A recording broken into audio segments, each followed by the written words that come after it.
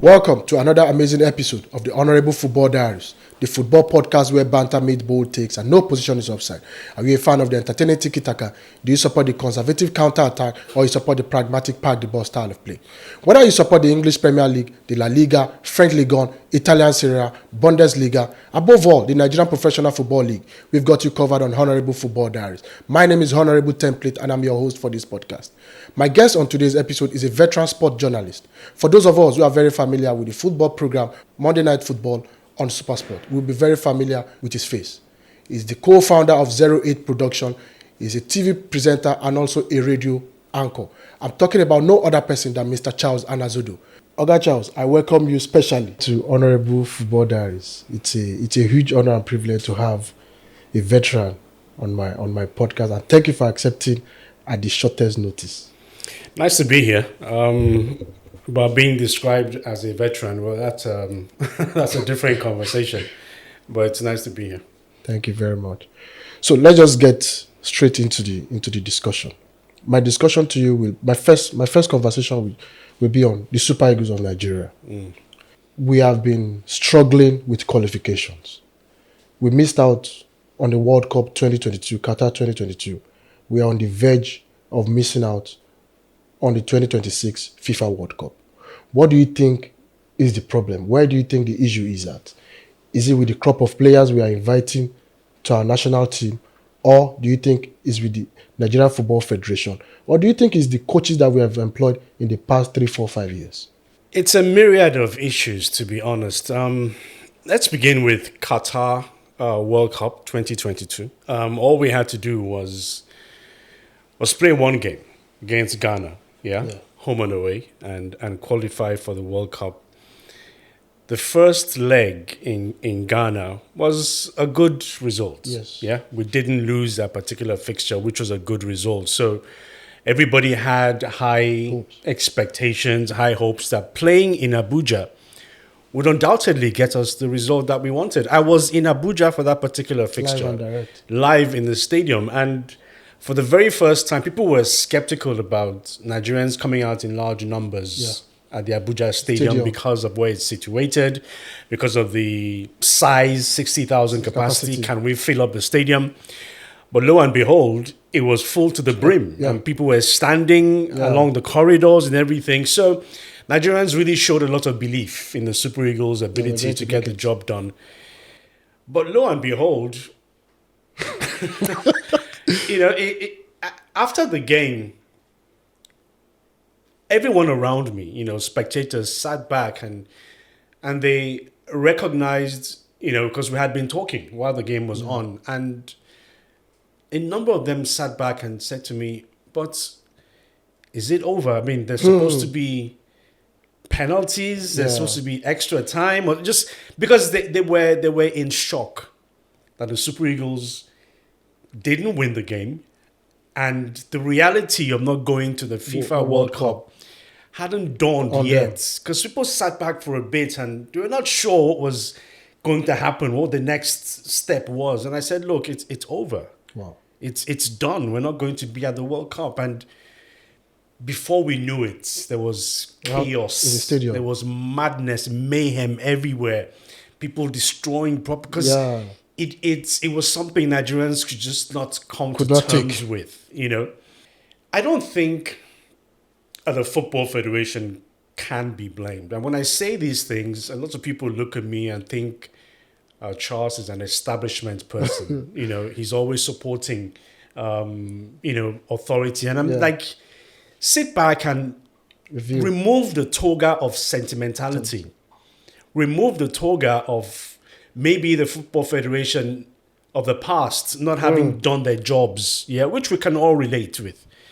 But when you look at what Amaju Pinnick in his time as a Football Federation president did, the Super Eagles for a very long time, did not miss participating in any FIFA competition. Not competition, window that was open. Okay, all of the windows, Super Eagles friendlies partook in every FIFA window, played a friendly game. The Super Eagles had good opposition in terms of preparation for every major tournament under Amadou Pinnick. There was funds coming in from the government. So I'm at a loss when anybody brings up the issues around the Football Federation. Maybe salient things like bonuses not being paid, you know, that is something that people can relate with. But I say to them all the time, when you get an invite to the national team, first, you should feel honor. To represent your country. To represent your country. Two, if you don't feel the honor and you feel hard done by the government or the Football Federation in terms of not having your bonuses and allowances paid, the honest thing to do is to tell the Football Federation, sorry, I'm not available. You don't accept the invitation. Because when you come to the national team, it's got to be 101% in terms of concentration, in terms of your desire to make do the dreams of 250 million Nigerians. So for me, that is never an excuse. If something is not conducive enough for you to give your ultimate, you turn it down. But as far as you're there, you've got to give everything that you have. Have the Super Eagles not given enough? I think so. I really honestly think that the players see it as a favor coming to play for Nigeria. Hope you are enjoying the discussion. You have not liked, you have not subscribed, you have not dropped your comment. Remember, please like, share, and subscribe. Let's continue the show. When I say people don't have a measure of commitment, don't give 101%, it's about you dying for your nation. Yeah? Giving your all. Victor Osimhen, for instance, I mean, you can't criticize his level of commitment to the national team. It's very obvious. Do the others have it? Does a player like Samuel Chukwueze, does he have that level of commitment? A player like Moses Simon, who was one of the best players, if not the best player, you know, at the last Africa Cup of Nations in 2019 in Cameroon, because I was there as well and I saw. After that tournament, has he had that sort of commitment, you know, that desire to give extra? You know, there's so many of them. Sorry to cut you short, but I think that's why, to some extent, people try to blame the Federation. Somebody like you now, you mentioned Sami Chukwueze, for example. Why do these players get called? Yeah, but it's not the Federation that invites players. It's the coach. The coach comes into the national team. And I'm going to come to the coaches as well. The coach comes into the national team, and we're talking about Nigeria. And he knows, just as everybody else knows, that Nigeria's got the very finest of players on the African continent, because he watches these boys at their club sides. Week in, week out. You know? And how will a coach come to coach the Super Eagles and not call these players by virtue of how they perform at their clubs? I mean, when you look at the list of the Super Eagles players, who else out there is it that doesn't and hasn't gotten a chance, hasn't gotten an invite to play for the national team, but is doing well? Who is it? Everybody who is a Nigerian who's playing good football abroad has been given a chance. I agree. I dare anybody to mention just one name of a player who's playing well that has not gotten the chance, that has not gotten an invite. And there's none of them. You know, so the coaches pick the team. There might be a measure of influence from members of the Football Federation, as it is with every Nigerian. You know, I know instances where officials of the Football Federation have, you know, gone to the managers and said, look, play this boy. I think that 1, 2, 3 reasons why he should be in the national team. It's normal. It happens everywhere around the world. Yeah. You know, so from the player's perspective, I really think that they should forget about what happens in the boardrooms of the Football Federation and do your job. On the field of play. Your job is on the pitch. You shouldn't be concerned with whether the Football Federation president likes Ahmed Musa or not. You know, that's not your concern. If you get selected in the top 18, then you have a job to do. Do your job. You shouldn't be concerned about who didn't get into the squad. That's not your business. You know, so that level of concentration, I think, is something that has done the Super Eagles in a few times. And Nigerians are also part and parcel of this. The average fan, believes that he knows the best players for the national team. Why is this person not playing in that position? Yeah. Why is this person being played All out of of us- position? all of us are now coaches. We have 250 million experts who have the best starting 11 for the Super Eagles with every game. And I quarrel a lot on social media with those kind of people. I noticed your tweets recently. Let the man do his job. He was appointed to do his job. That's talking about the coach. Let him select the players. He might have a few affiliations. Like I said, everybody has their favorites. All coaches does. Every coach has their favorite, but let him do his job. So I think the Football Federation really, from Amajid's time up until now, have done everything that they can and should to support the national team. I strongly believe that. The players also have to play their part. So not qualifying for Qatar and possibly not qualifying for this one might be a bit too much for us to take, but it's a reality that we face. Because I think as Nigerians as well, because you're Nigerian, doesn't mean because we're Nigerians, we think we're better than Ghanaians. Yeah. We think we're better than Togolese, the Benin Republics. We think that the world revolves around us because we are who we are. And it plays a certain role in the minds of the players as well. I mean, when the list was made, Benin Republic, Rwanda, Lesotho, Zimbabwe. Come on now. Of course we will qualify. South Africa, that's our only opponent. That's the only one that we can, maybe struggle with. Already in your mind, you're looking down and underestimating your opponents. And that's where you start to lose. That's where you begin to lose. Mentally, you begin to lose because you think you're better. But you don't remember that they also do have their professionals. Yeah. They also do have a measure of understanding. Look at the Bafana team. All of their boys are predominantly home-based. Yes. So there's a level of understanding amongst the team.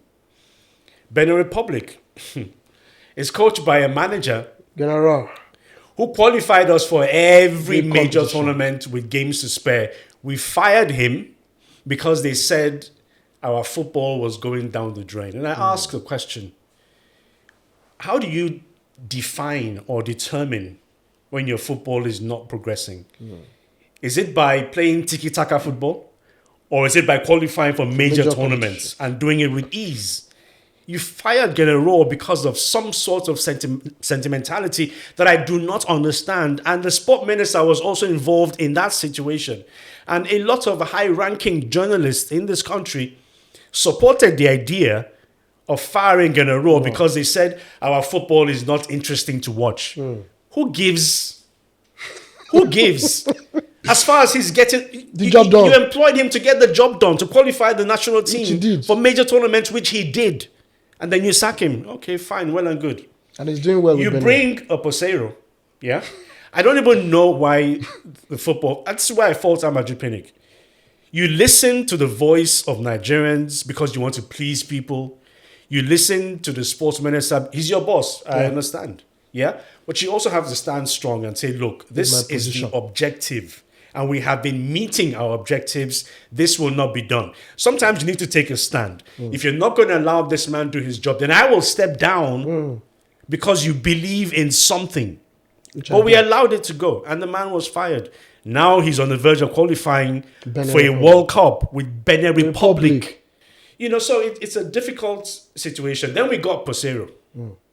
Posero gets us to the finals of the Africa Cup of Nations in a tournament where majority of Nigerians did not think we were good enough to get beyond maybe the quarterfinals.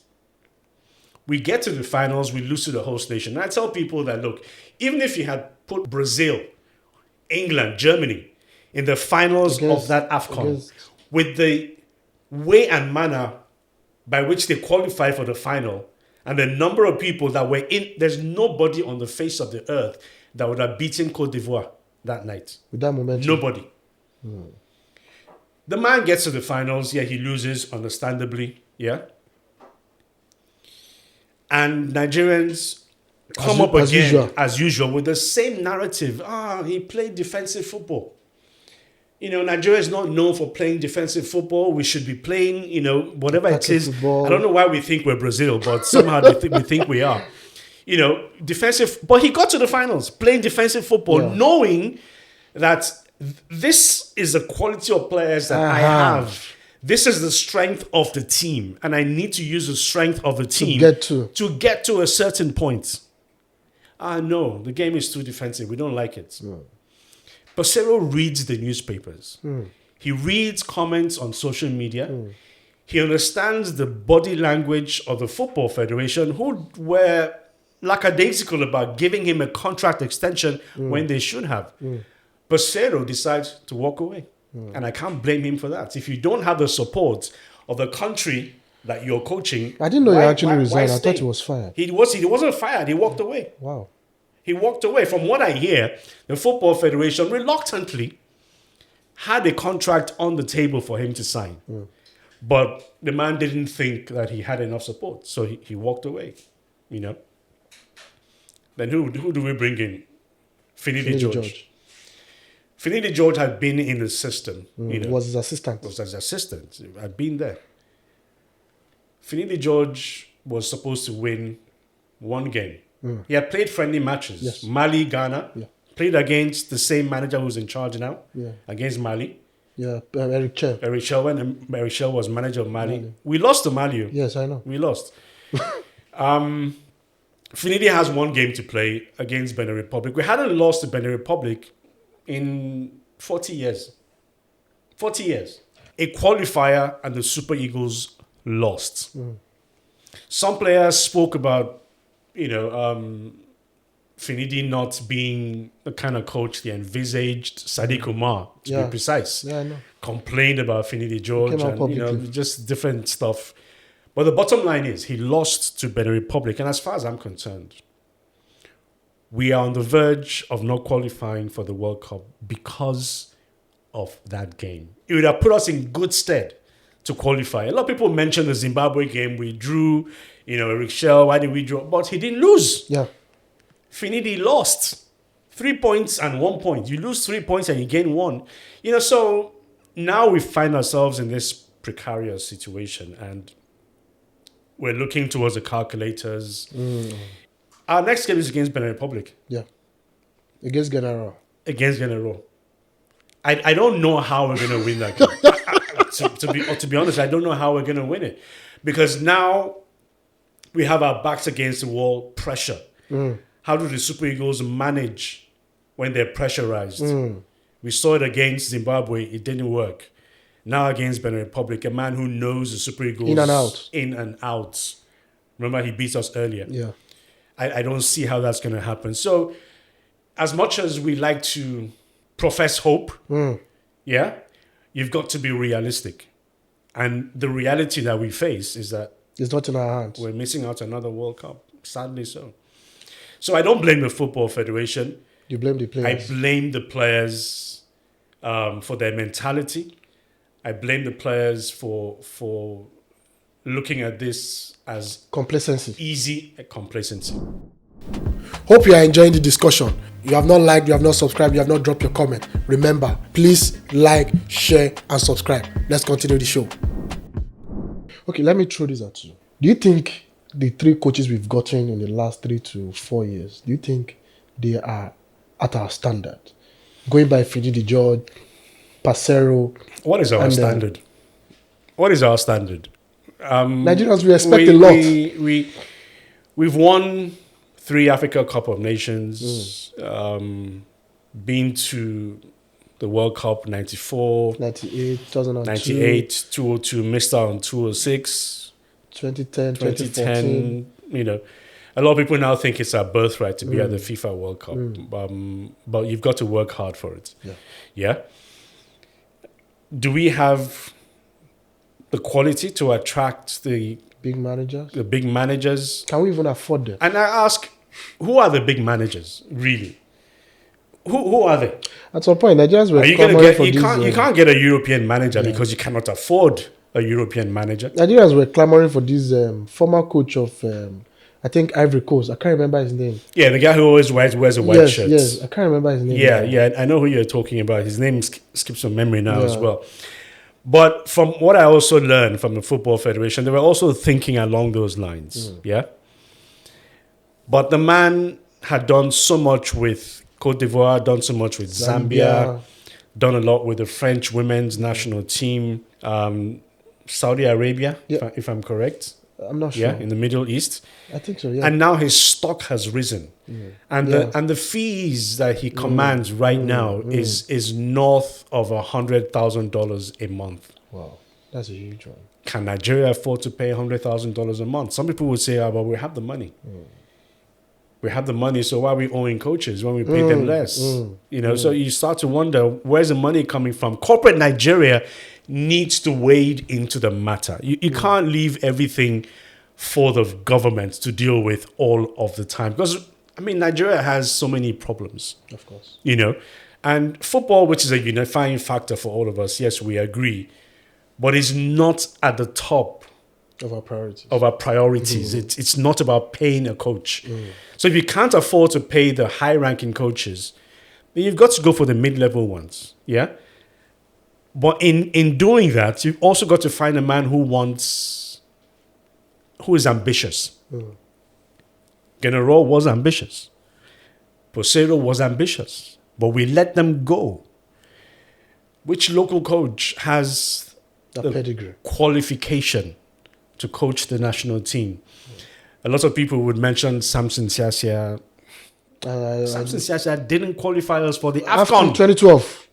He didn't qualify Nigeria for the AFCON. We didn't know what we had to do we didn't to even qualify. Know the rules, So you start to wonder, really? Stephen Keshi won us the AFCON, but he's gone. And even after winning the AFCON, Stephen Keshi started to lose games that we shouldn't have been losing. And that's why there was friction between he and the Football Federation. He had to go, God rest his soul. So when you look inwards, I start to wonder who exactly can get it done. Sunday Olise.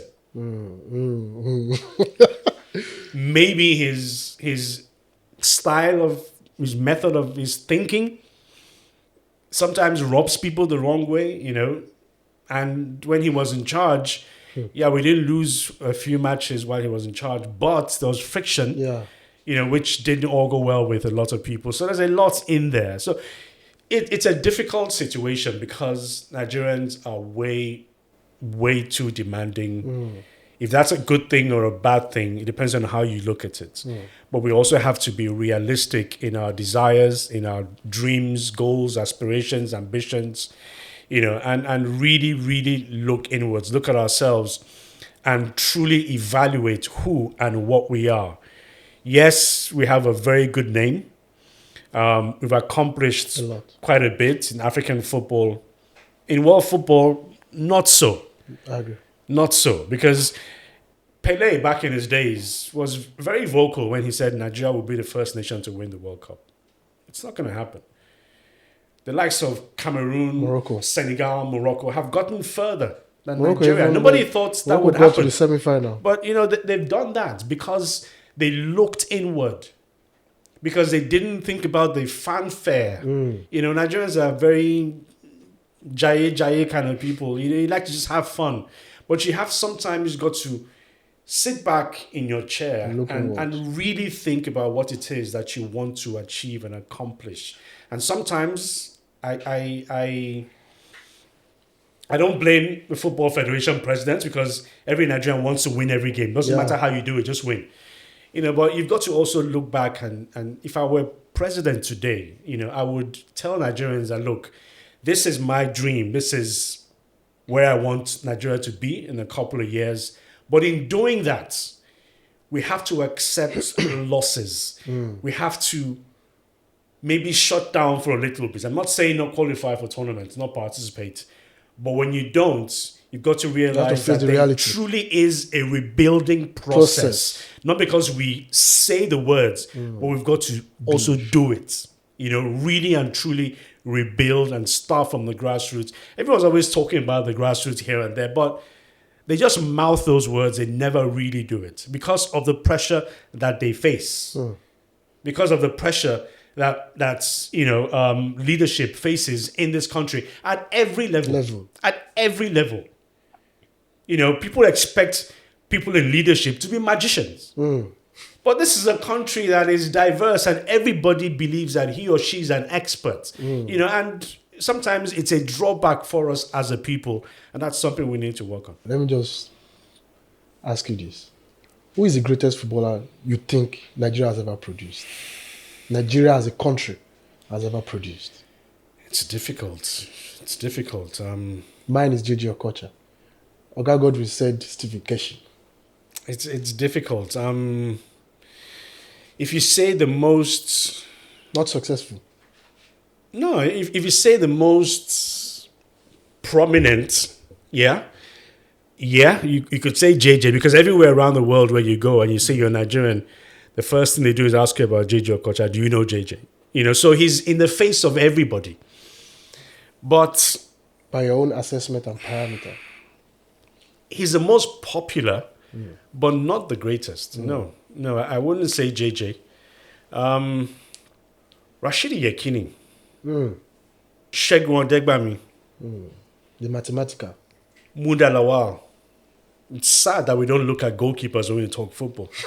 But Vincent Inyama. Those are great footballers. Those are footballers who made an impact. At the highest level. At the highest level. And I mean, before the FIFA World Cup, before the Africa Cup of Nations in 94, everybody was fearful of Rashidi Yekini. It wasn't about JJ. JJ was sitting on the bench. Yeah. It wasn't a starter. Everybody talked about Rashidi Yekini. Everybody knew what he could do on the pitch of play. Shegun Odegbami, because in the 1980s, we didn't have the kind of exposure that we have today, social media and all the whatnots. But Shegun Odegbami was... there. Goodness me. What a footballer he was. So yeah, I think for me, I wouldn't say JJ immediately. But if you're going to talk about the most popular, most recognizable, would be JJ. But in terms of the greatest that we've ever had, Shegun Odegbami was magical. To my esteemed viewers, thank you for watching another amazing episode of the Honourable Football Diaries, the football podcast where banter meets bold takes and no position is offside. Remember, we are on all social media platforms. We are on TikTok, we are on X, we are on Facebook, we are on Instagram, we are on YouTube. And that's why we want you to subscribe and follow us across all our platforms. Until this time next week, see you and God bless you all.